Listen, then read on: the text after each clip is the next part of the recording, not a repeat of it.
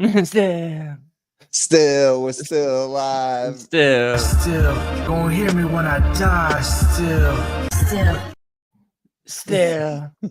I love when the conversation flows right into the live. Oh yeah. Happy no. Friday. Is it though? No. Is it? No. You see these? What's going on in Minnesota? Is it really happy?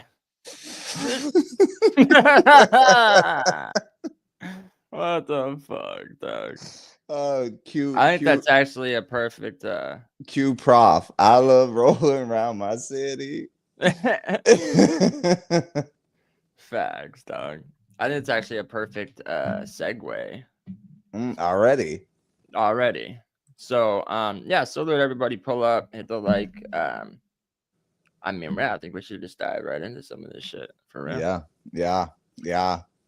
So if you don't know, if you don't see what's on the screen, if you don't know, pretty much this channel, I'm talking about social channel because that's where we are now. Pretty much started with a movie talk, and Facts. we've been talking. Social's always like, bro, but next week when I have Saturday off, I'm definitely gonna do that. And it's like, I believe it when I see it. Yeah. But hold on, how do I? There we go. Movie, TV reviews. So we got a couple things to reviews for yous. And just some general conversations and whatnot and all that. And if you're wondering why it's called fresh fruit, it's because Rotten Tomatoes is trash. It's because social's a fruit. What? Damn. I can't even rebuke that. I can't. Yeah, I rebuke you in the name of Santa. In the name of Kris Kringle. May Santa be with you. Extemporaneous. Oh fuck, man. So yeah, it's crazy because I'm a cinephile, as they say. That's not someone who's attracted to trains. It's someone that I love movies, but recently I just haven't been watching a lot of movies the last like 6 months to a year. I watched some shows, but not as much movies. But I've watched way less shows and movies in the last like year than I usually do. Than you normally, right? But I don't know, for some reason the last like weekish, the last couple of days, I've been like diving back into. I've had some time off work and like just had some spare time alone, and I love watching movies by myself, not at the theater. No distractions, just me. And especially movies that get like wicked hyped up. And especially movies that are long too. Yeah, a movie over 2 hours that's like super critically acclaimed. Like I don't want to go see that in the theater while the hype is big. Theaters are for comedies and action movies. I was just gonna say like blockbuster action movies where the surround sound, the gun shooting, like tick, tick, tick, tick, tick, tick, tick, and like crazy shit like that. But some movies are just not it's all about the environment. And and I'm glad I waited and watched some of these movies because I feel like the talks about them at the time, it's like I feel like people, we all know this, bro. People are so easily swayed in their opinion. It's just like music on the radio. It's like, do you like this? Can you tell me why you enjoy this? Or just everyone else likes it, so I was told I like this now. You know what I mean? Right.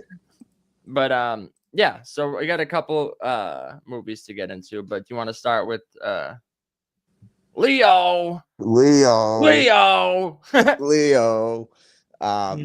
Yeah. So Leonardo DiCaprio, first of all, to have a name like that, I mean, you have to be the best at what you do, and yeah, you got to be a goat. You got to be a goat, and Leo is exactly that.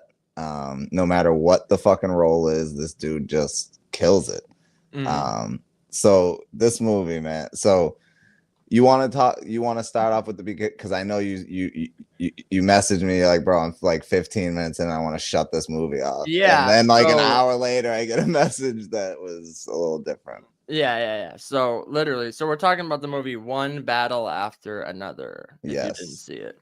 And you know, I heard a lot of things about it. I didn't really know much of what it's about. I just heard it's like, oh my god, it's so good, blah blah blah. One movie, one battle after another. I kept forgetting the name. I kept calling it all different types of crazy shit.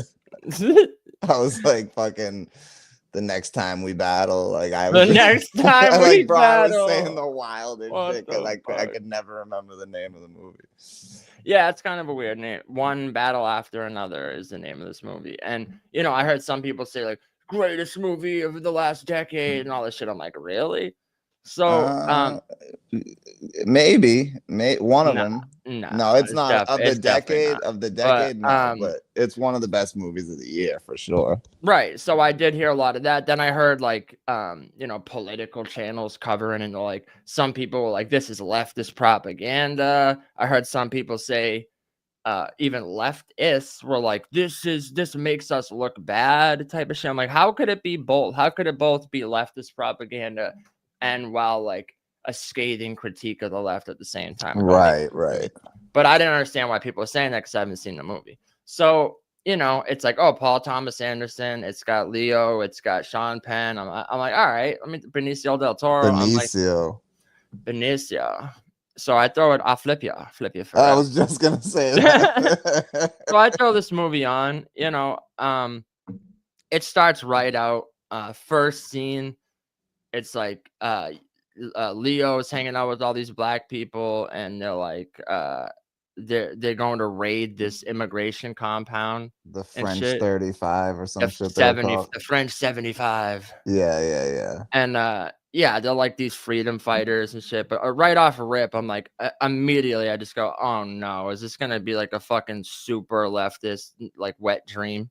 It felt that way at first. And at first, the first 10, 15 minutes, it is like, and I even saw some people say, I left the theater in the first 10 minutes. This movie's, but so knowing that, and like, you know, I did have to, and I texted social. I go, bro, I'm about to turn this off. I go, this is fucking, I almost couldn't even handle the first 10, 15 minutes of this movie. I was like, bro, I'm about to turn this off. This is a fucking, literally a liberal's wet dream. And I'm like, this is fucking trash. And I'm like, I don't even know if I could finish watching this. And he's like, really?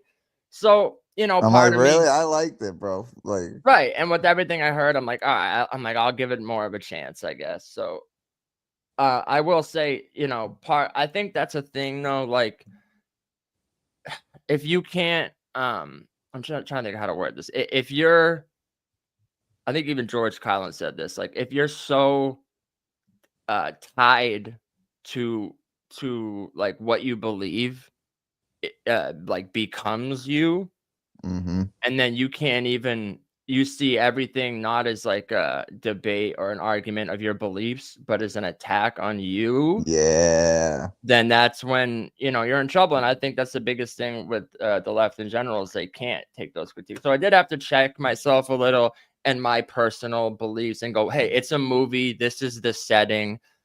This is the setting it takes place in. Check yourself, all right? Right. You know, I go, this is the setting. This is how it takes place. You know, I'm like, this is fictional. It's current. It is current. So, you know, I'm like, well, let me see. I got to see how it plays out before I, you know, have any, but a little bit like just my knee jerk reaction was like, bro, this is like dangerous. This is like, you know what I mean? Like showing these young kids like, yeah, I want to be like Leo, this movie. But after the first 10 minutes, like, you know, I'm glad I did have that thought, because it's after the first like 13 minutes or so, it like skips forward in time, and you see like the consequences for the things they do, and it starts to make sense, like the reason for the beginning and the setting and shit. It's like these characters are so emboldened that it's like you kind of have to set it up that way. Like you have to set it up that way almost. Yeah, you do. You know what I mean? Viva la resistance. Viva la resistance. So it's like you know, it's big. It's like in their minds, they're like fucking revolutionaries in their own minds. You know what I mean? But then it's like you just see what happens to all of them, and you're like, oh, you're just a couple of fucking schmucks. You know what I mean? Just a couple of fucking schmucks. And the movie does get really good after that, I gotta say. after the first like 15 or so minutes. Leo's performance is fucking incredible. And incredible. I wish him and Benicio had more screen time together because they were so good together. I know. That's my one biggest thing with this movie is I love Benicio in it. Yeah. But it's like the scenes with Benicio and Leo, it's almost like for a lot of the time, it's like they're almost not even like acting in the same scene, if that makes sense. You know what I mean? Like, right, they're like doing their own things. They're each like doing their own shit, and it's like the scenes that they have together are so good that it's like I kind of wish we got a little more of that, to be real. Yeah, that's what I said too. But yo, Leo called you out in that movie. One battle after another, MacTown, the new Leonardo DiCaprio movie, Benicio del Toro, Sean Penn. Sean Penn is so. Bro, we'll get to Sean Penn. Yeah. But yeah, so remember when he's at Benicio's apartment and he's on the phone with the dude, and he's like, just fucking tell me what time it is. And Benicio tells him in the background, he's like, it's 8:15. Like, I don't know if he was telling him the actual time or if he was telling him like this is the time, you know, because he trusted Benicio so to know that information. But yeah, we won't give any spoilers out. But anyway, I'm not gonna spoil. I just wanted to say that out there so when people watch it, the first 10-15 minutes is like depending on, you know, what your beliefs are, but you know, for someone like me, it was like, oh my god, bro, I almost shut it off in the first 10 minutes.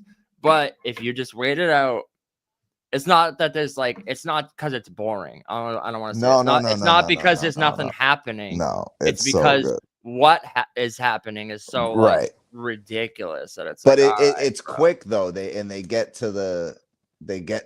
It's only like Pablo said, it's only like 13 minutes in and they get to the future. It's like fucking 16, 17 years later or whatever it is. Right. So the pacing of that, I'm not mad at. Some of the pacing in the middle or the end of the film, I feel like there's a good like 15 minutes they could have chopped out of this movie. Bro, that more than half of that fucking the car chase at the end could have been cut. But yeah, it's not super long, but it's not like long. I don't want people. But it does feel like it's not like a wicked dragging. It's just the parts that do drag are like, oh my god, bro. Like, but the acting really makes up for it. But what I was gonna say was Leo's on the phone with the guy, right? And he's trying to like get the information about where his daughter is and shit. Yeah, he's like, give me the fucking rendezvous. He's like, give me the rendezvous. He's like, stop being a fucking nitpicker. Yeah, I know. I paused it and died laughing.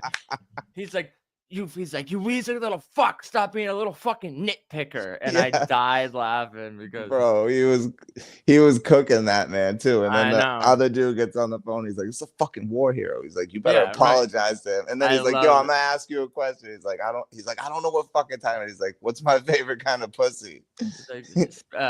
Hairless Mexican. Yeah, hairless Mexican. No, it's hilarious. So he's like trying to get this rendezvous point from this like, you know, this revolutionary group he was a part of 20 years ago, you know, and he's like been on the run with a different name, and then he finally like gets the call like, oh shit, they tracked him down basically. So and he's like, dude, I don't remember the time. Yeah, I love like, drugs and alcohol. He's like, I spent my whole life drinking and smoking. He's like, this shit was 20 years ago. He's like, I don't remember the fucking code words. Okay. He's like, he goes, hey, fucko, you called me. Okay. Yeah. You called me. That means you know who I am. Like, I don't know your fucking stupid code words. Okay. And he's but he answered like 7 of the questions. I know he does get some of it. And it's all retarded. It's like fucking, he's like, which way does the wind blow? And it's like a cat on a roof, like the fucking dumbest, you know, this dumb code word bullshit that these leftists use. And the guy's like, what time is it? And he's like, I don't fucking remember. And then after this whole fucking rigmarole where the guy won't give him the rendezvous point because he can't remember this part of the code, he finally gets it, like talks to someone he knows. And he's like, what the fuck, bro? He's like, this dude's a war hero. Give him the fucking coordinates. And then he finally gets back in the phone and he's like, I fucking told you, you fuckhead. He starts like flipping out at him. And he goes, he's like, just for fucking reference, he's like, what was the code? And he's like, time doesn't exist. Time doesn't. It's a construct. Time doesn't exist anymore. It's a construct. He's like, oh you fuck. my god. He's like, oh, you're fucking unbearable. He's like, what's your name? He's like, Comrade Josh. He's like, listen, Comrade Josh. He's like, first of all, it's a ridiculous name. It's a ridiculous fucking name. Yeah, bro. It's like, if you can get through the first 10 minutes, like, it does get really good. Yeah, watch this movie. It's like basically Leo in a like all stoned in a bath. He's like in a fucking bathrobe the whole movie, like running around. Meanwhile, with a gun and shit. There's people out there trying to kill him, and he's just like all fucking high and like washed up, running around in a bathrobe, like trying to fucking this like resistance group that he was a key figure of 20 years ago. That's what I mean when I say like this movie is just as ridiculous as it is good, because it's a great movie, but it's also fucking hilarious for like the wrong reasons. Like, well, no, it's intentional. Like it's I know it's intentional. It's Paul Thomas Anderson, so it's like right.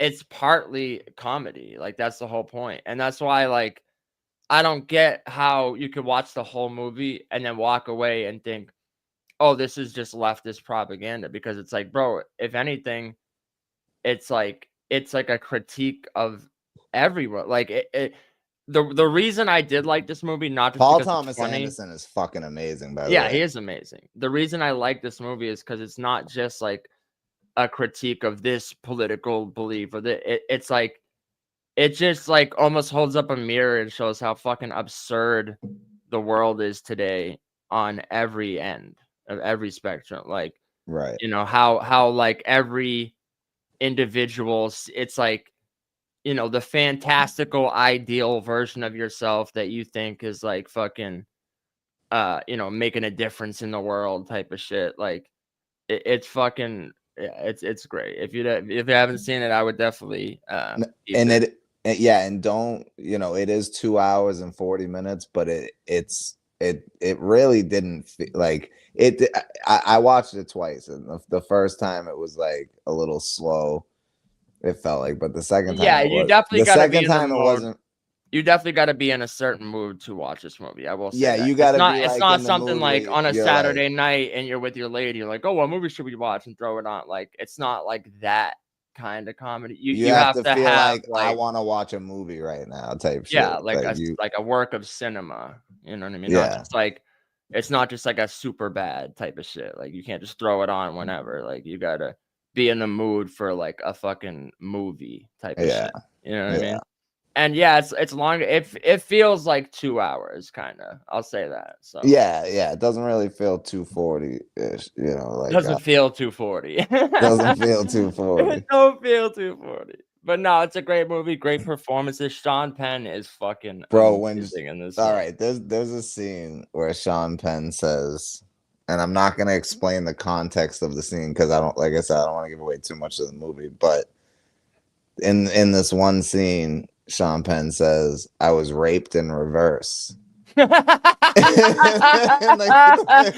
he's like, what's the lady say? Is she a semen demon? Yeah, a semen demon. Dog, I was fucking dying laughing at it. Because the guy's looking at him all weird. He's like, why would they want your suit? It's like, I believe they recognized in me my powerful mind and my like he was great. Wonderful genetics. And the guy's like, oh, is she a semen demon? Yeah, I was raped in reverse. I was raped in reverse, bro. And in a way, he was raped in reverse. Oh, bro. Oh my god. That chick, honestly, she's like the most unlikable part of the movie. But it's like, I said the same thing. Yeah, 100%. She's the reason I almost turned it off for real, and it's because, but it's intentional. Right. It is. She's not in the rest of the movie. She's not, which is kind of, I guess it's not too much of a spoiler, but. Well, I mean, she's in it in a way, in a couple of, I'm not saying she dies. Oh my god, bro. You're giving more spoilers. No, I'm not, though. You should have just left it at what you said. Well, whatever. Yeah, the Rihanna looking chick is like the worst part of the movie, but. That's what I said. She looked like a bootleg Rihanna. I said 100 Timu Rihanna. A Timu Rihanna. A flea market Rihanna. Know who I did like though is that fucking what's the Gringo Coyote or whatever. That fucking other dude is like when he's like giving him the scanners and shit. He's like, "What are you gonna want to do?" He's like, "You're not gonna go straight to Toledo. You're gonna go here, and you're gonna. This is a scanner. Is it what scanner A? What scanner B?" The fucking I think it's Gringo Coyote or something. Yeah, he was pretty good at. But yeah, bro, Sean Penn. But Sean Penn was fucking crazy. It was like Major Lockjaw or something. Lockjaw, yeah. Yeah. Now listen, hold up. Let's So there was someone else in this movie, okay? And because I looked up the cast today to find out what one of the guys' names is, because there's a guy, remember the guy who walks into the old lady's house and he goes downstairs into that hallway and he like walks through the door and he like meets with those other dudes and they're like, "Hail Kris Kringle" and shit. Remember that? Yeah. So when I first saw that dude, I'm like, yo, he looks like that one guy that's in like every movie. And then dude walks in the room and the guy I was thinking of is in him. The room. Right. Like, what the fuck? I know the two guys, bro. He does remind me of that other guy. It's funny. Yeah, that's crazy. I was like, holy shit. Now I don't even remember where I was going with that, but yo, that guy kind of reminds me of the dude from like Blue Streak and yes, he died. And The Mask and shit. Yeah, he did. I know his name now. I looked it up. Something Peter Green. And I know the other guy's name because I looked up because I said, nah, he's too good to be just one of that guys. And his name is Tony Goldwyn. But yeah, this movie's great. It's like there's jokes that like make fun of the left, the people that are like against immigration. There's jokes about these the elites that are in this like Illuminati club. Yeah. Type of shit. It's like it's fucking great, bro. You just gotta watch it. You have to watch it. And I think it's like very, very relevant, especially like what's going on in Minnesota right now. Like it's actually very relevant in the world today. And it is. Like it's crazy because like this is the type of retard, this lady, whatever her name is, this fucking Denise lady.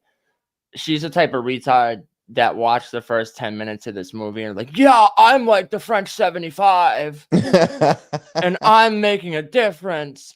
I'm like, there's no such thing as illegals. No human is illegal. And fucking is like using her car as a weapon and getting murdered for it. And it's like, it's crazy. But then these same people, though, it's like, if this lady runs over this dude and kills him, they'll be the first to celebrate. So it's not about people getting murdered. You understand? Right. It's about I'm on the right side of things. Right. Is what it is. And it's like, I don't know. I just feel like this movie, I'm glad I watched it now and not when it first came out. Yeah. Because I feel like it's more relevant now. It is more relevant now, which is crazy. And I feel like it's one of those movies where like 10, 20 years from now, it was probably going to be even more like on point. You know what I mean? Yeah. Yeah. But yeah, Sensei. Like bro, oh my god, I almost want to say I don't want to put, but the part where he's like, oh, they'll take you, and say, thank you, Sensei, thank you.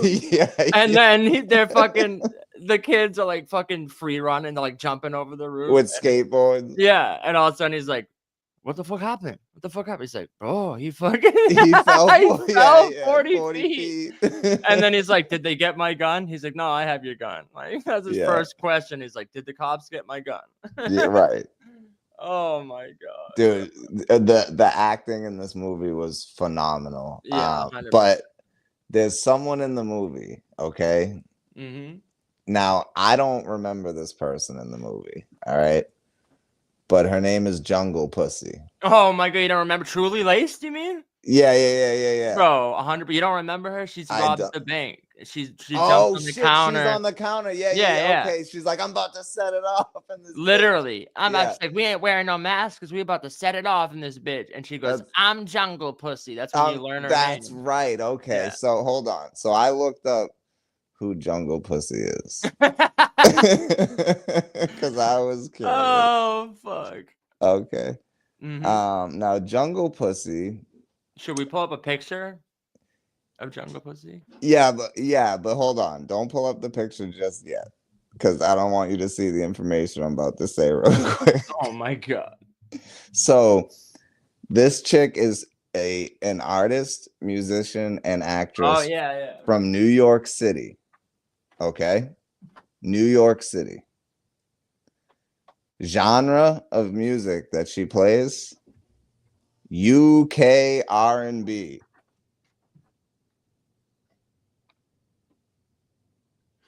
Did you miss that? Well, I'm sorry. My head she's from New York City. And the genre of music she plays is UK R&B. Well, she might be British and just lives in UK. She was born in East New York, New York. She's like, listen, bruv, we do that British crime thing, yeah? It's jungle pussy. And she was born on Halloween. Wait, nah. What's her artist name? Is it Jungle Pussy? Jungle Pussy. It is? Oh yes. My fucking god. No, it's funny. Is in the context of the movie, you just think that's her name because everyone has a ridiculous retarded name. Right. No, this lady's real. Shit. Yeah, Major Lockjaw, Jungle Pussy. Like, I'm thinking sounds like a Quentin Tarantino character. It does. I'm thinking there's no way this is this chick's real name. That's fucking insane. Or her artist name. It's like the radio DJ in a Quentin Tarantino movie. It's your girl, Jungle Pussy. DJ Jungle Pussy. All right, let's look at this lady, bro. Oh, fuck. Look, her titty is hanging out. Man, this gold, solid, golden. Look at this. Look at this lady. She's clearly, that's why I said. Should we hear some of her UK R&B? Maybe we should, honestly. Maybe. I'm curious, to be honest. By the way, this chick's probably in like 2 scenes of this movie, but yeah.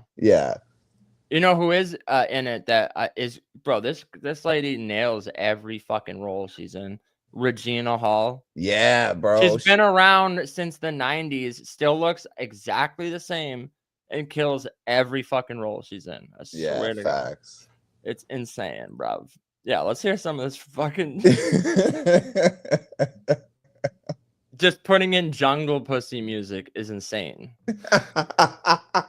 I wonder if that's like a genre. Jungle Pussy music. Okay, what do we got? Oh, after this, Black Opal, Magnum Opus. Let's hear Black Opal. I swear to God, Liberty Mutual customized my car insurance. She'll be like, yeah, but bruv, you don't know my utes. I got some crazy utes. You don't want to do that, toots. They go poo toot toot. You need. I got a 322 and a 222. Liberty, liberty, liberty, liberty. It's giving grace, my it like drag me vibes. That's why I said in the movie when she jumps in the counter immediately before she even said it's Jungle Pussy, I was like, is that Truly Lace? Like, right. Immediately. Did Truly Lace get a little thicker? Yeah, if she got a bit job. People with taste savor this. Jungle Pussy ingredients is unlisted. It's me got the media hitting different. JP up in the pivotal position. I can't save all of you bitches. I can't what the fuck? Bro, you look like a whole dude. And the song is 56 seconds long. 100% she looks like a whole dude, bro. She looks like she's a contestant on RuPaul's talent show. A 56-second song. This is absurd. Hold on, let's go to the videos and see what she got popping on there. Jaded, 157, 2 minute. Like, this is like modern music. Can't have a song over 2 fucking minutes long. Right. 150, 140. Main attraction, bro. Okay. Wait, arugula. Okay, I got Jungle Pussy arugula. I got it. Look at her fucking hair, dog. I can't. Are you from Whoville? Arugula. You don't know what I'll do to y'all with the arugula. I am the ruler, brah. You couldn't match me with 6 ruler Oz. You couldn't last in a gulag. The gulag. Oh, fuck.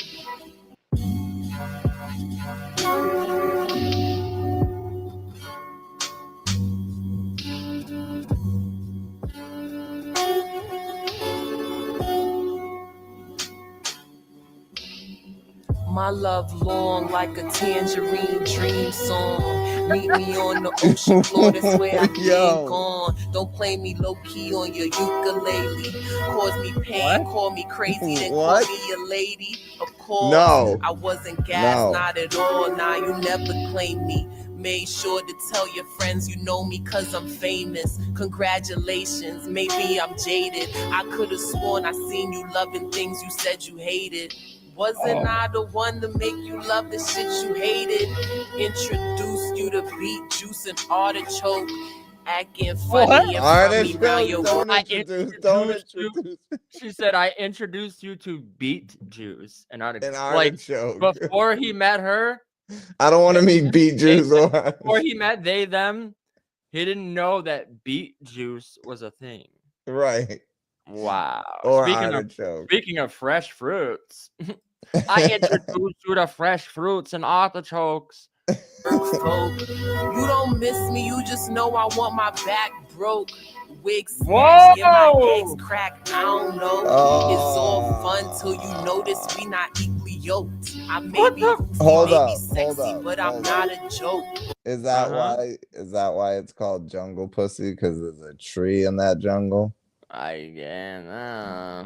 She's playing tree. Remember that guy's like, we used to play tree. Lay down on me and fight to see if I can get out of it. What the hell, bro? Hardy ha, take hardy ha, hardy ha. What the fuck? This is trash.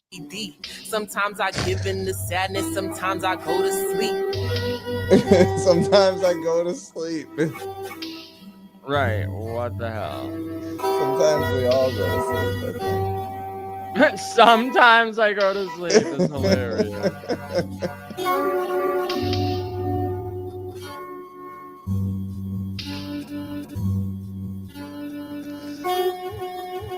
Who's listening to this shit? Who the fuck knows, bro? Someone with a jungle pussy. Do you want to take a second to touch on something that I think is really important? I'm a huge advocate for my mental health on jungle this page, pussy, you guys already know, look especially me. as someone Yo, that struggles. I get a fucking ugly cookie. Oh my god, bro. So this thing is in this movie. Yeah. What the fuck? Now I'm like so intrigued by this fucking trash. It's like I know this music was terrible. Effortless. Hold on. Yeah, don't worry. She's literally in like 1 minute of the movie. She's in one scene. Yeah. Now she's jaded. I got some bad news. It's a critiquia. All her beats down this thing. I was just gonna say that. It's like that. It's supposed to be like boom bap, because she's from New York, so they're trying to get these like boom bap New York vibes, like a boom bap jazz, right? Type. And she's like, "Yo's, I got the rhymes voice that I do's in the rhymes flows with the cadence, and I crazies if you say so's." And I made shows. I made like 8 pesos when I play shows on the Great Coast. You know, like, oh my god, bro. Bitches love to critique, they just swear they're unique. Hold the media standards, history gon' repeat. Bitches can't even see eyelashes. You ain't talking to me, you must be talking to these niggas. Show my ass on the beat, know the answers they cheat. Ain't a like, is that a new thing? Like, I don't know if this is a real chick, but if it is, it's like, is this a thing for? Like, that's gonna be like fashion in the near future. It's like for women to look more masculine or something. Like, I don't know. This is insane, bro. This is insane. Okay, we can put jungle pussy away. Yeah, let's go with that. I'm sorry I brought it up. Yeah. Yeah, I didn't know. Wow. Okay, so but hold on before we leave. Her description on her music on YouTube, her YouTube description says, "Everyone wants to be black so bad. That's why I wake up feeling so exclusive." Wow. Yeah, amazing. Jungle. There you have Jungle Pussy. ladies and Wow. gentlemen. I Fucking, Porno nips. My bad. I mean hippo lip. my bad. I mean Jungle Puss. Jungle Puss. oh God. fuck. Yeah. But yeah, this movie's great. There's a lot of great actors in it and shit. You know? What would you give it overall? Honestly, overall, I think I'd probably give it like a 8. I think a solid 8. Yeah. But I'll be honest, for this year, for this time that we're in right now, it's like a 9. Yeah, I would say for right now, because we don't get a lot of great movies, I would give it like an 8. But if we're just being real and we're grading it amongst other shit, I think this is like a solid 7 out of 10 movie for real. Yeah, I didn't think it was like perfect. There was definitely some parts where it dragged. But I wish we got a little more Benicio and Leo together. But yeah, me too. I'm not mad at it. Yeah, I would say like a 7.3 out of 10 or something. For real. Yeah, I would give it at the minimum 7.5, but I feel like if I watched it again, I would like enjoy it more. Yeah, that's what I'm saying. But yeah. Just on first watch, like, yeah, I'd say maybe like a 7. The acting is just too fucking good. Like between Benicio, Leo, and Sean Penn, it's just phenomenal acting. And bro, I love how he like Sean Penn's like so bipolar in this movie. It's amazing how he's like switches back and forth between, you know, like trying to kill the person and like giving advice and shit. Right. Oh my god, bro! I was dying laughing. Fucking Detective Lockjaw, like you said, that part was like, I believe, and it's like, how do you know you were raped? Remember, if you were drugged, it's like, there was residue in the area, the private area, and he's like, residue.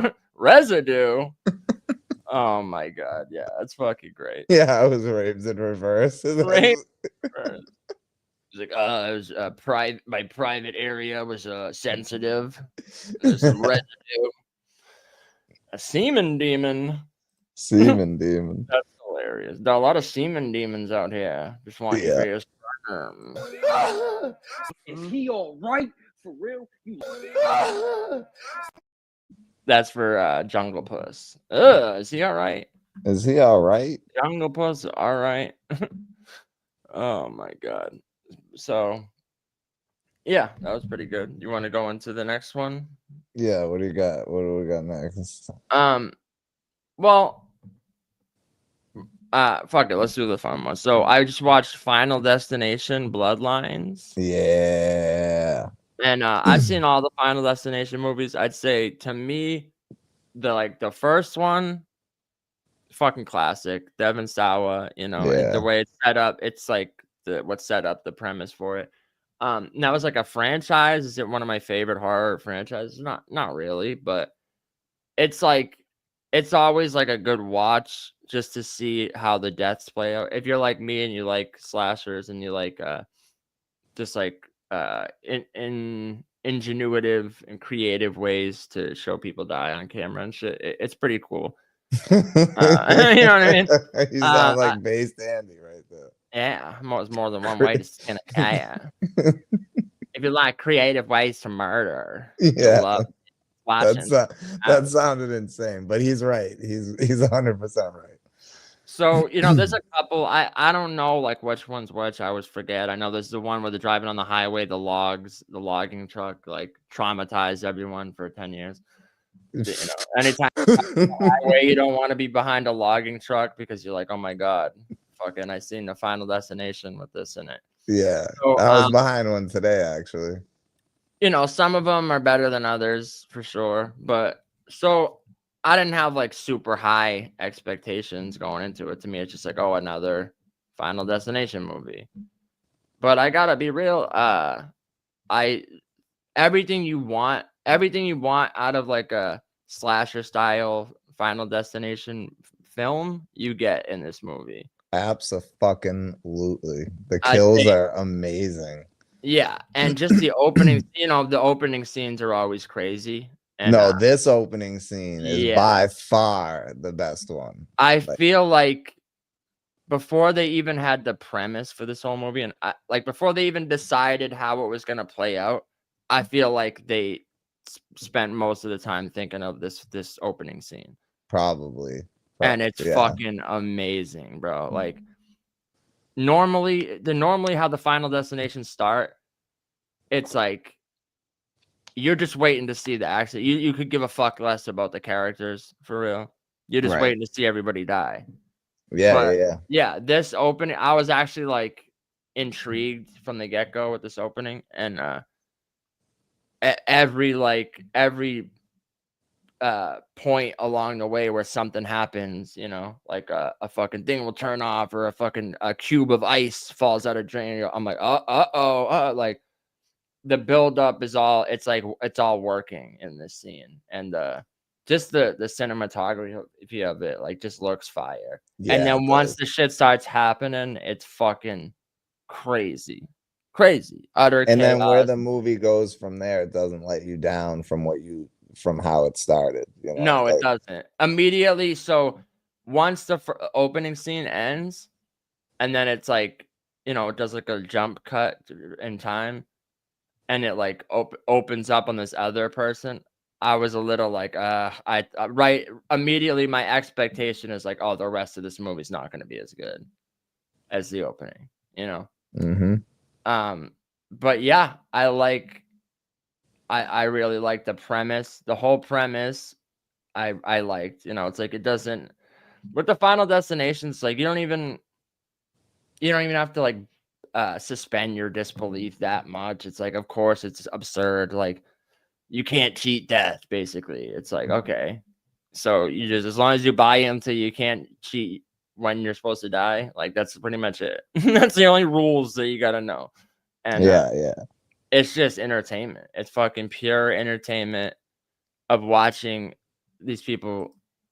They think, bro, I was just gonna say that. And the guy that plays him, I love that actor. I don't know if you've ever watched The 100 on the CW. I don't like CW shows. The 100's fire. The 100's a fire show, by the way. But he's in The 100 as Murphy, and I always liked him in that. He's one of the best characters in that show. And when I saw him in this movie, I was like, oh, fuck yeah. Bro, that tattoo shop scene is crazy.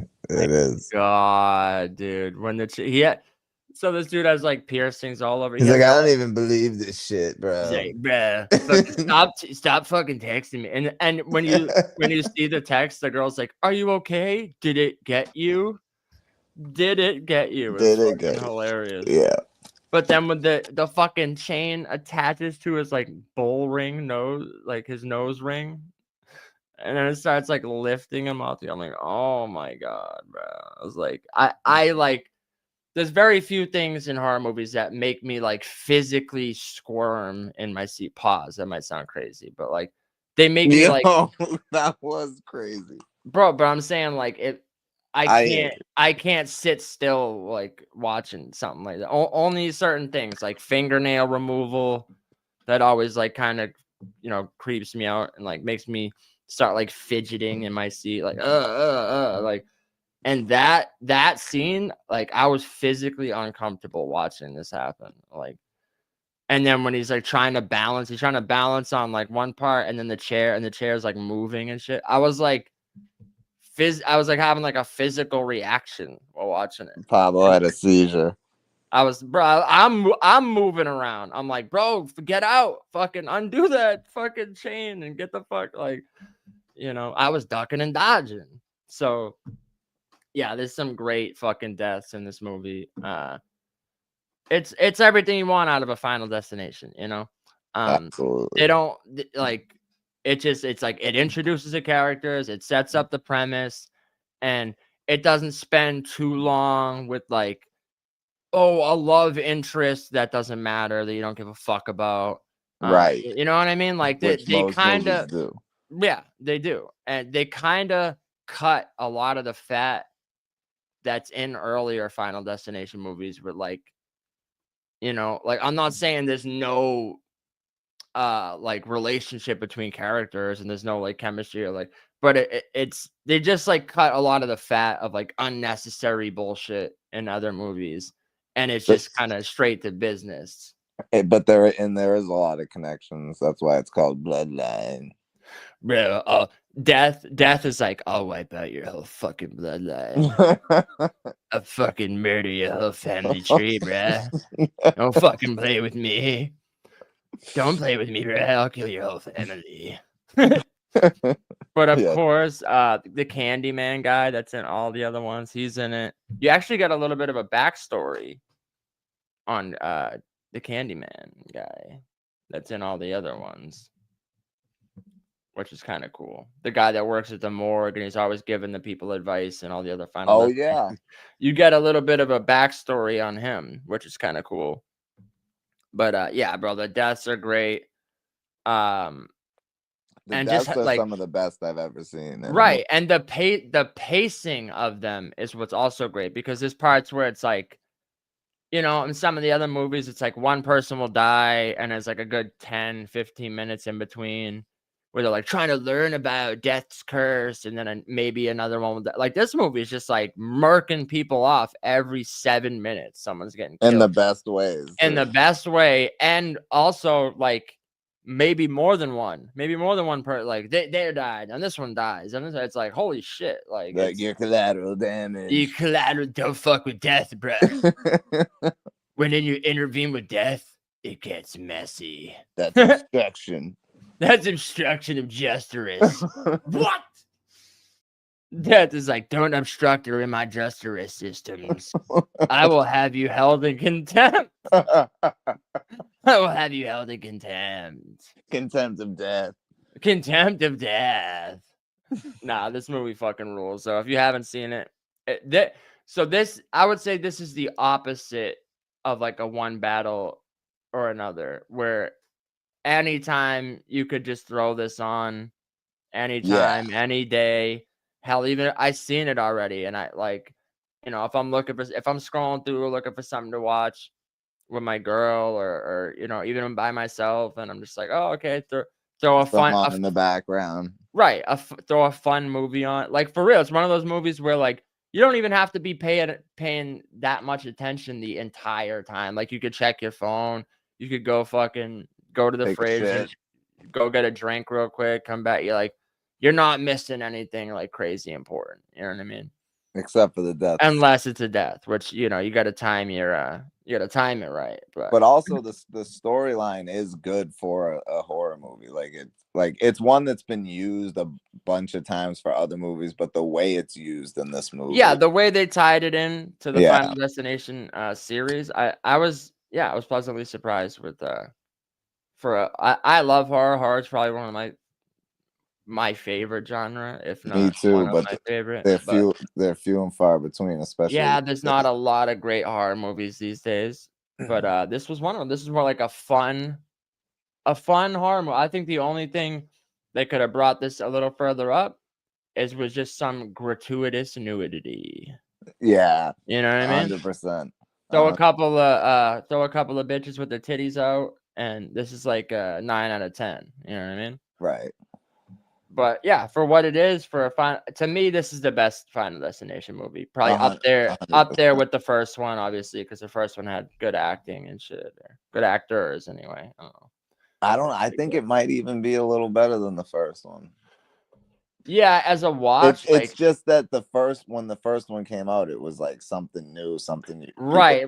So like the script for the first one, it's like okay, but I know what you're saying now. Now going back and watching the first Final Destination, like they've like expounded on it so much, and the kills get like crazier and crazier with how stuff happens. Yeah, where the first one's like, yeah, a little more like tame, but also it's because like the deaths were probably supposed to mean more, I guess. But yeah, and I'm sure at the time they didn't expect it to be a franchise. You know? No, But yeah, definitely probably as just a watch, throw it on a watch. This is definitely the best Final Destination in my opinion.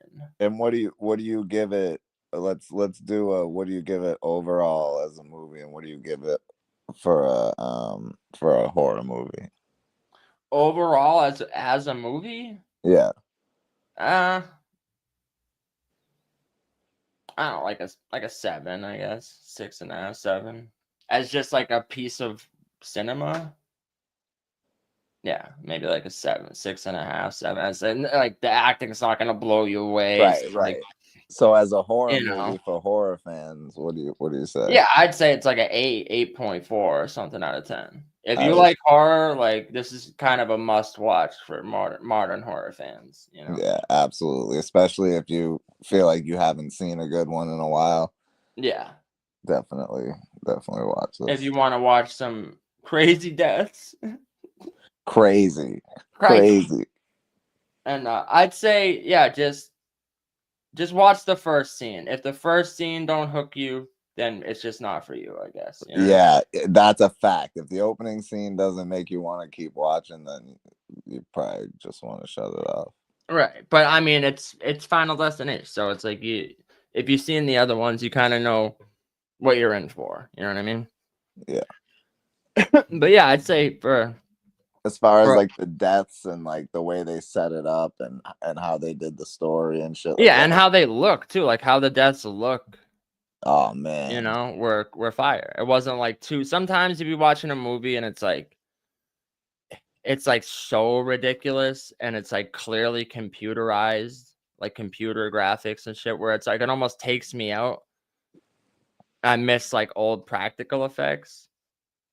But in this case, like because it's Final Destination, because it's like absurd and so like I don't know, something about it's like it's not taking me out when the deaths are like I don't know, I'm just like suspending my disbelief and enjoying it. Yeah, the old face. Bro, I used to rent them shits. Fucking, oh man. Yeah, bro. I think I watched. Remember, my dad probably put that on when I was like 4. my dad wouldn't let me watch it, so I had to figure out. Yeah, my dad didn't give a fuck, bro. No, your dad would watch it with you. He would put on like fucking. I still remember. I was like, yeah, probably like 3 or 4, and he put on this like fucking. I just remember the movie was called 9 Boobs. I don't know why I still remember. I might have been like 5 actually. What do you mean you don't know why you still remember that? Bro, well, of course I know why I remember that. 9 Boobs. I don't even know if he put it on, but he was like, I remember him skimming through the like the select screen basically, and it was like on channel. I think it might have been on Cinemax or something, and just seeing the title 9 and him like stopping, pausing on the name and the premise. And like making a joke about it. He's like 9 boobs. He's like, where's the other one? Yeah, I was just gonna say, where's the other one? And maybe that's why it always stuck with me, because obviously boobs are supposed to come in pairs. So it's like, how do you have 9 boobs? But yeah, my dad was crazy though. He was a fucking lunatic. But yeah, that's final. What would you give it? I would say the same, about an 8, maybe 8.5. Yeah. For just a good horror, definitely. Absolutely. Yeah, Absolutely. you know, it's like it's not reinventing the wheel or anything, but no, but it was one of those movies as of recent, like I always bring up Barbarian, like that's another one. Like, that's definitely another one. Yeah, it's like, man, you know, it's like letting you know that there's somebody out there that still gives a fuck to make a good horror movie. They're a little they're different types of horror, but way different, but yeah. But yeah, I know what you're saying. There's just not a lot of horror movies that really, you know, that really tickle your pickle. Float my boat. Oh fuck. So next, I fucking love this movie, bro. You know, I heard a lot of people talk about it, and I heard varying takes. I heard some people like, you know, this movie's amazing. I saw other people go, this movie, what? All these people talk, this movie's not even good. And all right, I will say, I was one of those people. The first time I saw it was at the drive-in, and I think I might have even fallen asleep a little bit. Yeah, it I makes was sense. saying, Here's the thing, because it's kind of Sosa's uncultured, so of course he would say. no. Shut the fuck up. So then but then a couple months later, I rewatched it at home, and I was like, oh no, this movie's fire. Yeah, so this is what Pablo would define as a masterpiece. And of course, I'm talking about the movie Sinners. Okay? Sinners. You know, I heard a lot about this movie. I didn't really know what it was about, aside from like people If y'all don't know, spoiled it and were like, oh, it's about this. Come to find out, they're like halfway right. You know what I mean? Right. There was a lot in that But movie. now the first half of the movie, I go, now it made so much sense to me. I go, now I understand the people that didn't like it. And I'm looking at the people who said they didn't like it. And I go, of course. So as a musician, right? As a musician, someone who plays guitar, fucking loved it. The dude To who me, sold his soul, that was supposed to be fucking Bobby Johnson, I feel like. Robert Johnson. Whatever. Bobby Robert Johnson. Like he's OG Bobby Johnson. OG Bobby Johnson. You know what yeah. As fucking deuces. Dude, as a musician, to me, the first half of this movie is up there with like Ray, the movie Ray about Ray Charles. Like, yeah, fucking amazing, bro. The setting, even, and I get it. People like fucking Michael B. Jordan again. Ryan Coogler wants to fuck Michael B. He's obsessed with him. 100. That's why he doubled him up. He said, I mean, I guess double the pleasure, double the fun, double Michael. 48 videos about Sinners. Almost said, damn, bro, that's a little too much. I mean, there's definitely a lot of like symbolism and shit. I could see. He definitely, you know, if you really got deep with it about demons and God and shit, but like this, bro, the direction of this movie is amazing. Every actor they picked, fucking perfect. Michael B. Jordan is not even the main character of this movie. The way people are talking about it, I'm thinking he's the main character of this movie. He's not. There's two of them, but he's not the main character. Ryan Coogler was like, he's not the main character, bro, but don't worry. There's two. The Smokestack Brothers. I'm smoking, you'll stack. I love this. Like sometimes I've said it before, sometimes the movies take place in a certain era. It's why like Fear Street Part 3 was trash to me. Sometimes movies in a certain era just kind of take me out. Bro, I really like the first two, the Fear Street. Yeah, the first two are fucking incredible. Part 3 is trash for that exact reason. But for some reason, bro, this is the first movie I've watched in like 10 years where I was intrigued from jump. I don't even think I checked my phone for the first hour and a half of this movie. I didn't even look at my phone, nothing. Like I was locked in. And I'll tell you why, because I'm not in a theater surrounded by a bunch of dumb fucks. And it's like, this is after 6 months later, after the hype has died down. I'm just watching it by myself at my house. And this movie's all about like the atmosphere and the music. If you're not big into music, I could see why this movie's not like the best thing in the world to you. If you're someone like me, this is the best movie I've seen in probably like 10 years. Absolutely. The fucking cinematography is incredible. The shots, the scenes, bro, everything about it was working for me. Even before the shit starts to pop off. I don't know if I can agree with that, but I don't know. Even before the shit pop off in the second half, when he's driving around the car and he's like, you know how to play that thing, boy? And he starts playing the blues and sing. I love the blues. I love guitar. I'm a musician. I love that shit. So I loved every bit of that before it even starts to pop off in the second half, for real. And when it does, it's really given vibes of like, it reminded me of From Dusk Till Dawn. Yeah. A lot. No, for sure. A lot. You know, yeah, almost to the point where I'm like, did they rip it off? No, no, a little bit, because it's like, you know, the vampires don't come in until, you know, a little bit later into the movie, so it's like, yeah, and his whole brother, you know, his, you know, like right. the peace in life that the peace and death that I could not give you in life, no, but there's a lot, like, I just think it's perfectly casted.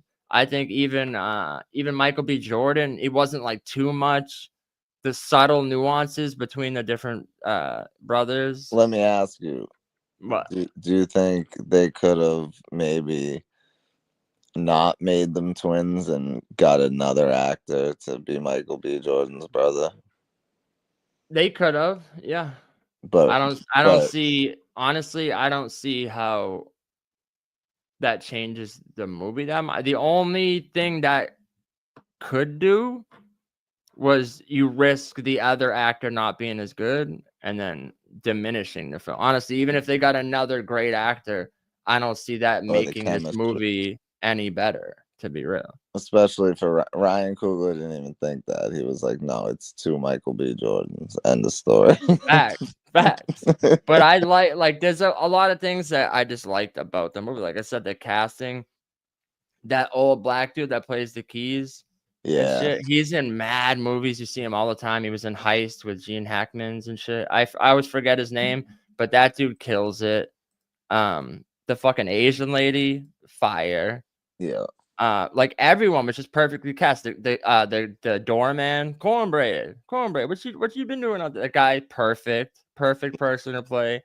The fucking evil whites. I was just gonna the evil whites, bro. Like the main guy that they chose, and then when they're singing the folk songs and shit. Like it's like beautiful melodies, but at the same time, this is like this eerie vibe. And like I think my two favorite scenes are when the Samuel kid is playing the blues in the place, and then it's showing, and you get like the narration over of like how music is timeless, basically.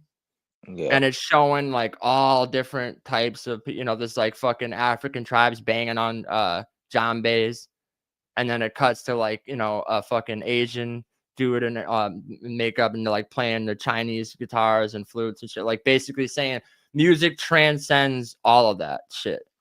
And it's like I just like that aspect of the movie. Basically, the guy's like, oh, I heard you're why I came here tonight, basically, because he's like, your music can pierce the fucking realm and speak to the dead and shit. Like I thought that was fire, the whole premise of it.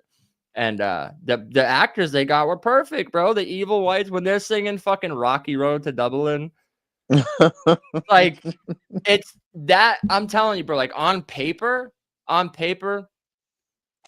different director and shit, like that scene could have been so like goofy. Yeah. You know what I mean? That scene could be so fucking goofy if the wrong person directs this movie, if you get the wrong actors. In this film, with the people they picked, it was like genuinely menacing while also being fire. Like I'm watching, like, bro, the lady on the fiddle with the harmonies and shit. Yeah. And like the evil whites. And they picked up Haley Steinfeld.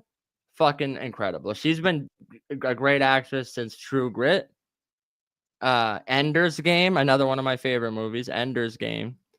Yeah. She's always been a great actress. She's dope in this movie. Like I just feel like every role, like if were the evil whites your favorite part of the movie? Oh, 100%. 100% they were, bro. Are you kidding me? The main evil white is fucking, he steals the show.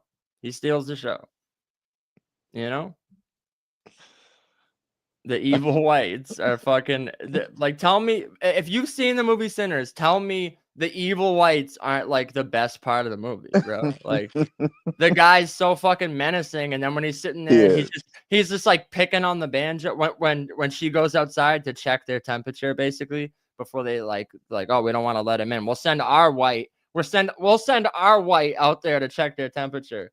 And he's just like sitting there picking on the banjo. Like something about that actor is just like, he had so much aura in this movie that's like, they could have went with someone, more like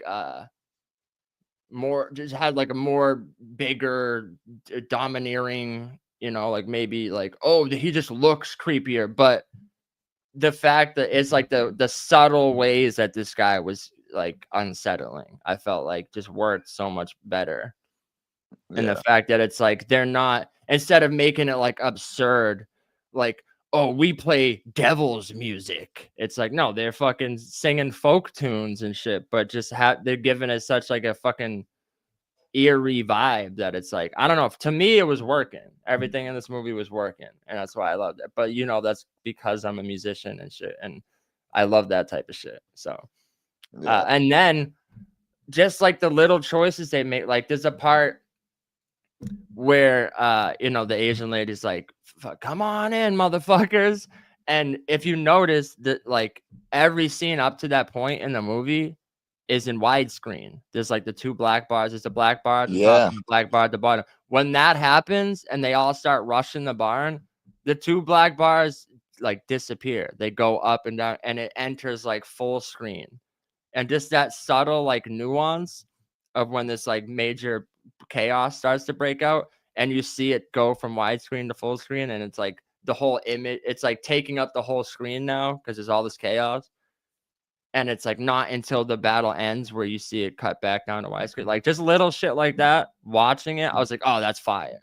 Oh, that's fire. Like it's like the minute details of shit when I'm watching a movie. Stuff like that. The performance, that, like, for me, more than the action, it was like the conversations the old keys player had with the young blues kid.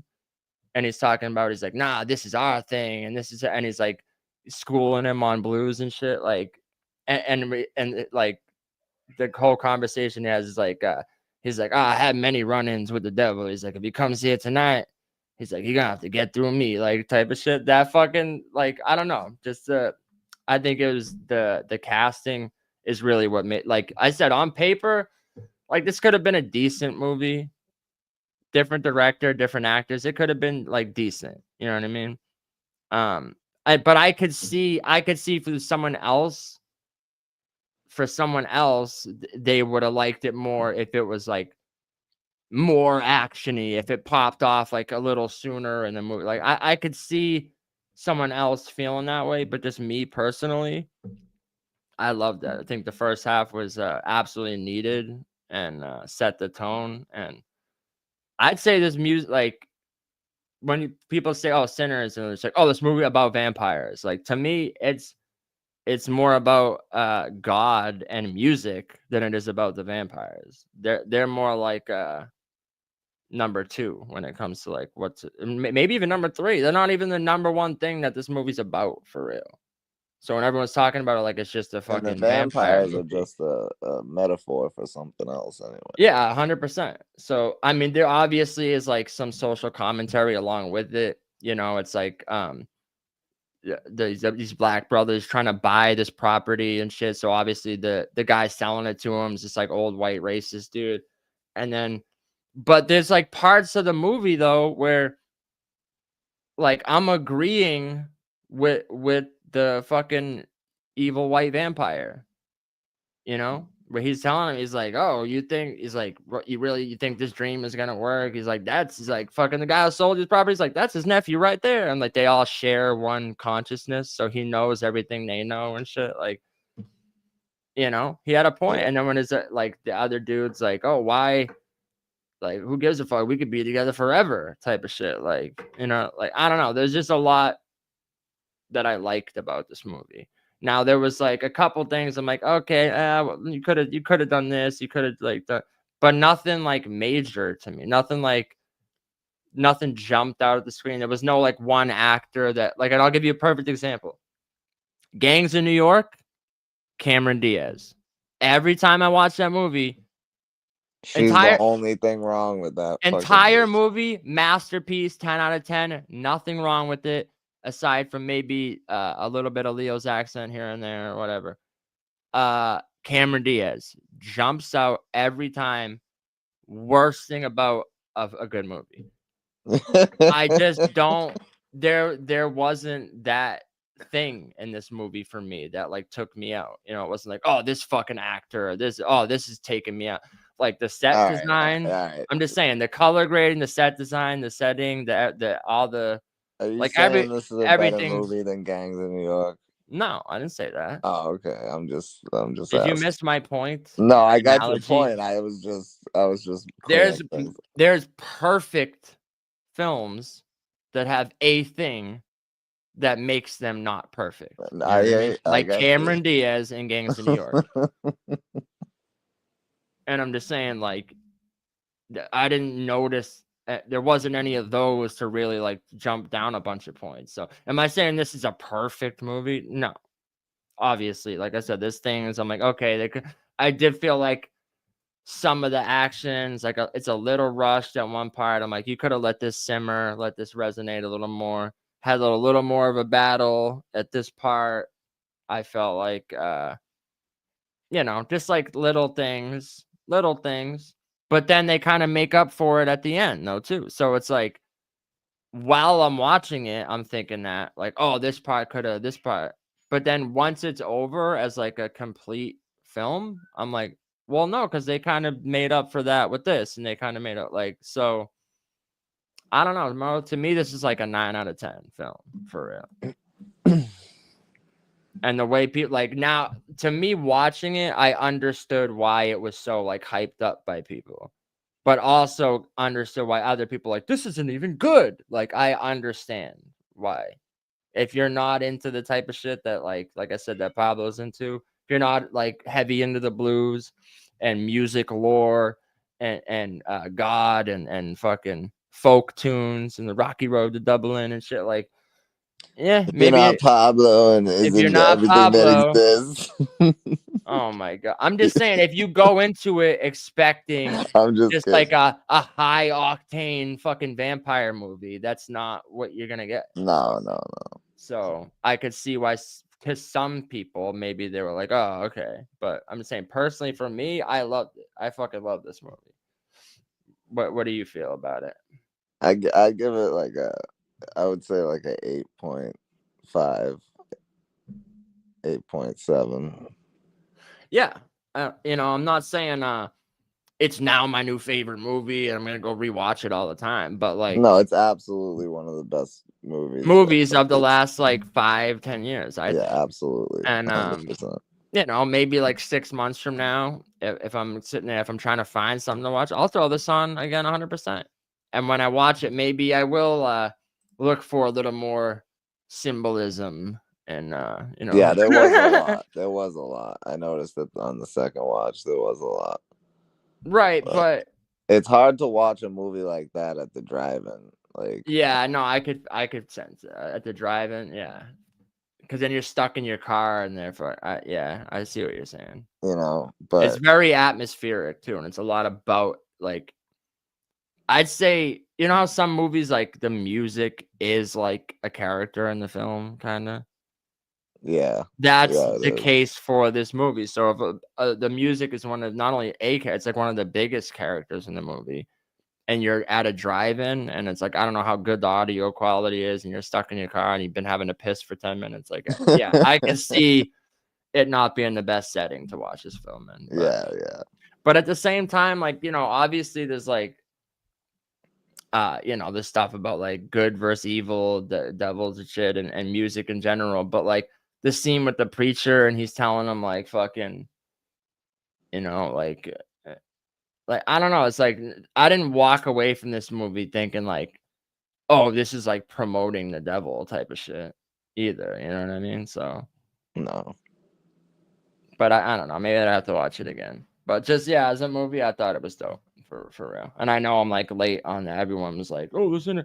But that's what I'm saying. Sometimes I like to not just watch a movie when it first comes out and it's getting all hyped up from everyone. Like, I like to wait a little bit. The hype dies down. I watch it on my own way later and have my own take on it. Yeah, I didn't watch Green Mile for like 20 years. And that's where you fucked up. And Castaway too, same thing. Castaway. You know what? I'm gonna be real with you right now. I've still never seen the whole thing in Castaway. You know what? I don't even think I watched the whole thing either. I just know the part where it's like, I have made fire, and then when he loses Wilson, and then the part at the end when he finally comes back home and his wife's like fucking another dude. That's like the only parts I know about. And he gets home and they have a buffet of seafood. Buffet. It's like, oh, cool. Like that's not all I had to eat for fucking 10 years. Thanks, bro. The guy who's banging his wife looks at him and goes, "Look at me. I'm the husband now. Yeah. I'm the captain now." What? Oh, that's fucking hilarious, bro. Oh shit. But yeah, you know, there is some like hoodoo and shit and like magic and stuff, but it's nothing like over the top ridiculous where it's like, oh, we defeated them with magic, like either, you know. Sosin is a good movie. There's another one I watched, but Social hasn't watched yet, so we're gonna wait to yeah, we're gonna wait on that. I'll watch it tomorrow. The Long Walk with Stephen King by Stephen King was a book and is also a movie. And Stephen King is from around where we're from. But he's also a monster, supposedly. Yeah. Yeah, speaking of Stephen King, bro, have you ever seen this clip? Where he's like, oh, I keep a fucking child's liver on my desk or something. What? What the fuck? Yeah, hold on. I forget exactly what he says, but he's in this interview and he says some weird ass fucking shit. Kid. He's a weird fucking dude. Interview or something. I'm trying to remember what he actually says. The heart of a small boy. That's what he says. Hold on. What? I mean, you can just tell. You can take one look at this guy. You could tell he's a weirdo. You know what I mean? That's why he often writes about weird shit. And you know, in the story, there's like a orgy that takes place. So when they're at the end of it, right? When they're stuck in the they're like stuck in the tunnels and shit, and they're trying to find their way out, and they can't find their way out. Well, how they break the spell in the book is that they all run a train on the girl. What? I swear, I wish I was kidding. I wish I was making this up. In the book, the book, how they break the spell and stop getting lost in the tunnel. Yo. Is they all have a child orgy. And that's what snaps them out of it. And they're able to find their way out and go on to defeat Pennywise. What the I fuck? swear on everything I love. Watch, I'll pull it up after. I'll show you. Stephen King is cooked. Now watch this. Now knowing that and knowing all the stories he writes, watch this. Get some volume going. I mean, just look at this fucking guy. Look at him. He looks like, bro, when people always say like lizard people. Yeah. I'm like, yeah, reptilians, come on. I see this dude and I go, okay, that's the best. Stephen King is the best evidence I've seen that reptilians wearing bodysuits exist. Or he's a werewolf. A werewolf. He looks like he could be a fucking werewolf. 100%. All right, so what, bro? Watch this and tell me this isn't crazy. Actually, this whole image is just totally overblown. I have the heart of a small boy. I keep it in a jar on my desk. Bro, you see that? He's not even kidding. No, he's not. Actually, this whole image is just totally overblown. I have the heart of a small boy. I keep it in a jar on my desk. Ready? You see that little fucking tongue maneuver he does? At the end? What's up with his teeth right there? I don't know, bro. They look sharp. They're crazy looking like that. They look fake, like big fucking chiclets. Look at them. Look at those things. I know. Like look at this motherfucker. These angry beavers. Angry beaver is insane, bro. Motherfucker chopping down trees with his teeth. He's playing tree. And I love how it's like that was his way of like joking, flirting with this ugly interviewer lady was, I have this heart of a small boy. And then no pause for like a but punchline. He's like, I have a heart of a small boy. I keep it on the fucking desk. And like, no pause. There's no pause for like a joke. It's like, what? Insane, bro. Hold on. It's totally overblown. I have the heart of a small boy. I keep it in a jar on my desk. Adrenochrome. And she's and like, he licks his lips is insane. I know. He's like, adrenochrome. I eat small children. I'm a lizard person. It's fucking insane, dog. And then on top of that, when when they adapted the book into a movie, whoever directed it was like, no, I can't use that. I'm not using the kid orgy scene. We're cutting from the book. Yeah, 100%. We're cutting that shit. Oh wow. I put in it kid orgy and immediately it said caution, child abuse sex content is illegal and harmful. Like, bro, I know. Pablo, you're on a list now. Now I am, bro. It book kid orgy scene. maybe use different words than I know. Kid orgy. Wait. This one kid wrote, the child orgy scene is consensual if that matters. No, it doesn't. No, it doesn't. But there's quite a bit of sexual assault. And hold on, is it consensual or is it survival? They're like, okay, the only way to defeat this thing is if we do this. Right, but there's more like sexual violence and shit in the book that I don't know. It's been a fucking year since I actually read it, but I don't think I ever read that book. Someone said, in the defense of the scene near the end of the novel, sadly, sex doesn't mean much anymore. So when new audiences read this part of the story, they simply see, well, a kid orgy. But if you look deeper, like, what am we looking deeper for? Yeah, you don't need to look deeper than that. It's very surface level, and Stephen King's a weirdo. It said, now a bunch of underagers are going to fuck. No, it was titled Love and Desire. Those kids loved each other, plain and simple. They shared love in order to bond, and will each physically because their spiritual bonds were breaking. Yeah, okay, bro. That's one. So that's how you defeat an evil clown. That's insane. Yeah, you know. Hold up. You get together with your friends and you fuck each other. so let me get this right. So kids are afraid of clowns, right? Uh-huh. So in Hollywood, is that what they tell these kids? Like, there's an evil clown, and if you want it to stay away from you, these are the things you have to do. Yeah. I mean, especially this guy. I don't know. This dude needs to be looked into as well. This fan who was defending the scene in the book basically is saying he needs to be looked into. Yeah, 100%, bro. Like, he's like essentially defending it and saying like, oh, what? You didn't love like your friends as a kid, and like you like, oh, they shared a bond. Like, yeah, you can share a bond with someone without having to fuck them. Run a train. Run a train. Yeah, it's insane, bro. It's fucking cooked. Like, those kids were like 10. Yeah, if that, I forget what age they are, but it makes me embarrassed that Stephen King is from here, you know? Yeah, facts. And he's always like, and his books always take place in Derry. Yeah. Dollar Bill would fucking hate that. No, there's some antifreeze, okay? Fucking Dollar Bill will put some antifreeze in Stephen King's drink and get rid of this fucking weirdo. Yeah. This fucking kid did a lot. So essentially, yeah, I guess I'll pay the $6.99 for the antifreeze. Like, I mean, he's essentially like in the book trying to like get kids used to the idea of sex at a young age, and that fucking like just having sex with each other isn't a big deal type of shit. And not only is not a big deal, you should do it. It's it's like it's the opposite of evil. It keeps evil away. Yeah, Dollar Bill is the fucking goat.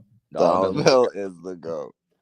But yeah, that's pretty much the movies we had to discuss. I mean, we're here. You want to talk about some other shit? Yeah, if you want to play a dollar bill. A dollar bill. I mean, fuck it. Why not? Why not? Fuck it. I'd rather do that than someone hit me up and like, oh, this stuff that's going on. Everyone's talking about the ICE agent and all this bullshit. Like, oh, I'd love to hear your take. I'm like, I don't even care. I don't give a fuck. I don't even talk about at all. Like, yeah, I don't either. I've lost all ability to give a fuck. You know what I mean? Like, oh wow, a bunch of retards marching in the street because they're programmed. Like, okay, what does that do for me? I don't give a fuck. Yeah, I'm good. Yeah, B702 wants to see some dollar Yeah, of bills. course. Like, why wouldn't you? Why wouldn't you? Okay, hold on. I can't bring you in. Dude, I try to find. I don't know how you're gonna find it, but I hope you stumble across the one where it's like you gotta get the kid with a broken arm. Never a broken arm. All right, let's go. Dollar Bill's Auction Outlet Wholesale Company. Can't bring you inside because you know how I am, girl. Oh. More later, and then we'll show it all, baby. I'll show you a little more later. I'll show you it all. Bro, Dollar Bill is the fucking goat, bro. What the fuck? I can't bring you inside, but maybe I'll show you a little now. I'm gonna show you a little. I'll show you it all later. I have to show you a little bit later, and then a little bit more later, and then we'll show it all, baby. Another week and a half. Oh, yes! That's what I'm talking about. Everybody loves water. Enclosed in 2016, 24 bottles of Nirvana. And when you get here, it will be Nirvana. Oh. Bro, now remember, this guy's commercials were on like in like the middle of the day on like a Saturday or Sunday. Yeah, just public access type of shit. He's like, I got a 24-pack bottled water. You never tasted water anything like this. Nirvana, pure Nirvana. When you drink it, you're like, oh baby, positively pure Nirvana. What the fuck? Everybody loves water. Even your grandma loves water. 24 bottles of Nirvana. Speaking of getting wet, he's like, oh baby, Nirvana. And when you get here, it will be Nirvana. Oh. It's not Nirvana. It'll be as close as we can get. Instead of $4.99, $1.99. Oh yes. Deli cut sausage bites. You'd be cooking tonight, baby. Get a size of, don't get excited, girl. Oh, that's a big one, right? That's a big one. What? What the fuck? Dollar Bill is fucking. He's like, porno lips, hippo lips. Yeah. He likes sausage legs. Porno nips. My bad. I mean hippo lip. Bruh. There, don't get excited. Oh, you better put two together. It's a big one. Let me check out the tubes. Come on, the tubes. Oh, technicals. Oh, I like these little mounts. Oh dear. How are we getting up there? I don't know. We're going up, boys. Oh, deep snow. Huge. We're going up. We're going way up. Going down the tubes. Look out, guys. Oh!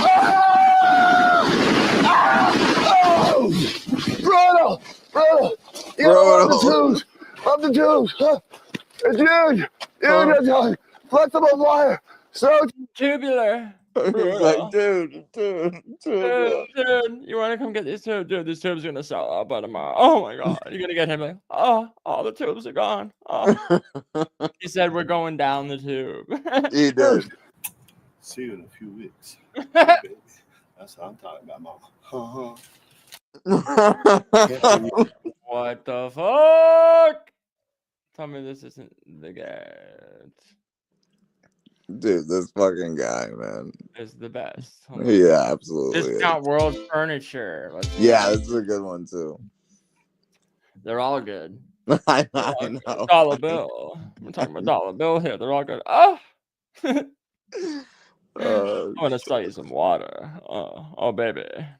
$4.99, $2.99, $3, $4.49. Unbelievable. I just want to give you a special little announcement because not only can I get on TV and give a full thing, we're adding to our furniture department. We are expanding the back of the store. We're making this better for you. And I just want to give you a special customer thing. You get to watch us online, get to watch us on YouTube, get to watch us inside the dollarbills.tv world. Here's some of the unbelievable deals. Now, folks, you're going to see these huge pillows in all the major stores. If there's any major stores left out there that have the huge pillow at $24 to $27 to $34.99. And while supplies last $8.99. And these are absolutely top of the line, first class. These are your bed pillows. These are throw pillows. I love he has the enunciation of maize. I know. He finished saying words. I know. He's like in stores. He's a $37.99, $34.99, $24.99, here $8.99. I was like, right. hold on, you just said like three different prices. He's like top of the line best. You're so this is unbelievable. I can't even. This is unbelievable. Unbelievable. It says unbelievable. Let's throw your pills. Throw your pills. This is unbelievable. In half words, dog. Believe these are so cheap. They're not even priced. It's unbelievable. They're not even priced. For you, wall supplies last. They priced them in the God, the $15 ones are only $4.99. It's huge. $4.99. Folks, we got the therapeutic mattress and box spring set. We've got top of the line. We've got first quality. We've got twins for $179.99. Look at this. Why is this so high? Because it's got my bedroom manager on it. Throw me one of those bedroom managers over there, chicks. You know you're going to love it. Ah! Oh, they're heavy because they raise you up. You know what I'm talking about, boys and girls? They raise you up. It's your bedroom manager. You know, you're back to school. You're in the dorm. Anyway, you stick them right up. You put them up. You put the under the bed sweater boxes under there. You put your Sterilite totes, your plastic totes, your rugby totes, whatever you want to do. You know, so we get your therapeutic twins. Now, folks, people sell that just the mattress. That's the mattress and the foundation. We've got folds for $2.99. We've got queens for $3.99. We've got firm. We've got hard. We've got beautiful. We've got firm. We've got hard. We got firm. We got. He's like, that's not all we got. We got. Oh, baby, we're on this mattress when you're bumping and dumping. Stepmom's near the room. You don't want to hear. You don't want to hear your mom getting banged. Ew, gross. Ew. Don't worry with this mattress. $2.99 for $239.99. You won't even hear. You won't even hear him banging. You won't hear him. You'll be wanting to get it on, baby. It's on the foundation. We've got folds for $2.99. We've got queens for $3.99. We've got firm. We've got hard. We've got beautiful, absolutely gorgeous dresser sets, beautiful dining room sets, bedroom sets, phenomenal mirror, man. These are $180. You could Patrick Bateman flex. Watch yourself. You could look at this dress. You could throw a tie hooker on here and go to town. No very bad things happening here. Beautiful dining room sets, bedroom sets. Phenomenal mirror, man. These are $189, and that's where they get you in the stores. You know, that's where they get you. It's not really cheap. You think about this. He said that's where they get you. It's a vanity. Talking of vanity. Mattress right here. I'm telling you the truth, and I mean it. I got hooked into this, you know. Did the little addition a few years ago. Made the bedroom bigger for Mama. God bless her, baby. You know, bought the bedroom. By the time I left it was $3,500. Smack me 8 times. $3,500 mattress. Smack me 8 times. Smack me 8 times. Call me Susan. Bro. He's like, this bed set, it comes with the plastic already, so you could Dexter, you could just roll them up after you kill them. The dining room set. This is it. Mate, you know, it really got the mattress. I ended up buying a mattress. It was a king. It wasn't this size. It was $1,500. I'm serious. This is $399 for the mattress and the foundation, and it is the Platinum Therapeutic Series. It is unbelievable. It does all the same things, isn't it? And it's phenomenal. Plus, of course, we can give you a 9-piece, a 9-piece bedroom set, 9-piece, and it's gorgeous. $999.99. That's phenomenal. $999.99. $999.99. What the fuck? $999.99. 9-piece, and it's gorgeous. $999.99. That's phenomenal. $999.99. Bro, it's one too many nines, dog. What the fuck? Recliners. Look at these unbelievable sofa sets, beds, deacon benches, you know, and it's just not dresser sets one night or Captain Mate's beds with the little kids. Look at these. You can buy these for $119.99. You just need the mattress because you don't need a box spring with these incredible. $119. It's huge. And folks, where you don't get in the furniture store, and you don't get in the other store, we're giving you 2 worlds here. It's just not this little department store. It's the other 30,000 square feet of giftware, general merchants, top of line merchants. But you know what? When you come in and go to the store and you buy a mattress, then you got to go to someplace else and you pay $149 for a comforter set or a big used sheet set or anything else. I've got one of those beautiful ones on the bottom shelf over there. I don't want to spend too much time. And then you've got your unbelievable, oh my God, your damask lacquered bedspreads. These are all $40, $50, $60 sets. These are $19.99. It's unbelievable. Look at these sections. You have your sheets, your comforters, your pillows. You want a deal? You want a deal? In today's market, you got to be changing your pillows every day. Cold, flu, swine, you send that baby. Send that baby. My God. I love the colors, the tiger. Getting all excited, all under one. But I'm telling you, these are the $200 sets. Dude seating, 7-piece set. Unbelievable. It's got your shams, it's got the ruffles, it's got the neck roll pillow, it's got the $69.99. It's phenomenal. So you're getting your mattress, you're getting it all. And then you're getting all the bottom on the way out. Forget about the promos and the deals. It's the real deals. and you get everything else. That's why it's phenomenal to be here. That's why it's phenomenal. And that's why we can't get this always in a 30-minute show. So we're sending this to you direct because we love you and we rock and roll. This is the place to shop. This is the place to do. And don't forget, it keeps upgrading. It keeps getting better. The deals keep coming longer. The bunk beds come in. The futons come in. The mattress sets come in. The fuchsia trees or whatever they are come in. It's you. The fuchsia trees or whatever they are, bro. What? He's a fucking goat, dog. Oh, he's like a 30-minute commercial. Can't cover all this. Literally, so I'm gonna try to squeeze it in for a minute. If it's the bed set of furniture, futon, we got a fucking couch, we got a sectional, we got a fuchsia, whatever the fuck that tree is. Whatever the This is the place to shop. This is the place to be. Dollar Bills. Just click on, and you're here, baby. We love you. Thanks for shopping at Dollar Bills. It doesn't get any better than this, baby. Come into my bedroom anytime. Bye. Come into my bedroom anytime, bro. Dollar Bill is the fucking goat. He is. That's a good way. That's a good way to end it, I think. Yeah, Come into my much. bedroom anytime. Yeah, you're always welcome to come into our live streams and hit the like button and all that. You know, it's a good little short stream. You know. Yeah. I'm hungry. I gotta eat something. And, you know, my nephew's here too. So. Yeah. Yeah. But still going here. Still spinning the chair. Still. Make that chair spin. Go watch one battle after the next. Still. One after the next. A bunch of battles in a row or something. Yeah. I just said it wrong. I know. You're cooked. So it's just like one of those dudes that like, yo, you heard this fucking band? Subliners or something? No. Yeah, bro. You're like a fucking 4-year like dollar bill at this point. Unbelievable. Unbelievable. What is it? One battle after another. Yeah. Oh my God! That's fucking great. One battle after another. Yeah. And it's fire though. It's absolutely Final Destination Bloodline. Or watch The Long Walk if you haven't yet, because we're gonna cover that next too. Yeah, I'm gonna watch that tomorrow for sure. I'm getting that for sure. Listen, get ready, bro. It's fucking Luke Skywalker as the mean demurring major. Nice. And not major internet. Not major internet. It's great. You know, you would think a movie about just people walking, you're like, how fucking entertaining could it be? But it's pretty good. When I saw the preview for it, I remember thinking, this movie looks like it should be boring, but I feel like it's probably pretty fucking good. Yeah, no, it's definitely worth watching. Definitely worth watching. It better be good. It's good, bro. I'm gonna roast you. Is he all right? For real? Yeah, like I roasted you for saying The Green Mile isn't good. We're still waiting on that spec script. I'm writing it, bro. Fuck that movie, all right? No. The whole movie's good until they're like, oh, let's make Michael Clark Duncan supernatural. You're fucking fool. Oh my god. Ain't that what Lord of the Rings is? That's what he said in Clerks. Yeah. What? Lord of the Rings is what?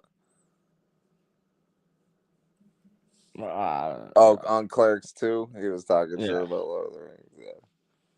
Alright, I'm out of here.